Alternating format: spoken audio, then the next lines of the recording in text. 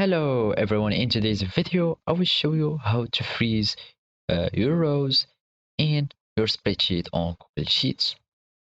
To do so, open your spreadsheet and follow these steps. Well, to pin or freeze a row, all you have to do is select in the row and right click on it, and here we will find here in the view more row action, you will find this little menu and you can see the freeze up to row 3. Now, even if we are going down, the the three first rows are still pinned or freezed and doesn't move. Another way to freeze your rows is by going to view, and here you will find freeze.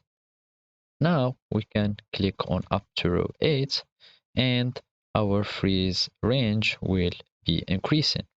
And as you can see, even if I'm doing like that, even if I'm going down, I'm still seeing this part of my sheet. This goes as well as for the rows. As you can see, now we can freeze columns. So when you freeze columns, even if you go left and right, you will stay still seeing your column here not moving. To unfreeze them, all you have is to go to view and freeze, and you will click no rows and then go again to freeze and then no columns. Now you can select as many as columns or rows that you want, and you can just click on freeze and do up to one row, or you can just select to the row 25 and still you can freeze from here.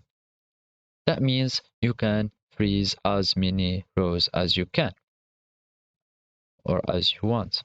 So this is how you freeze your rows on Google Sheets.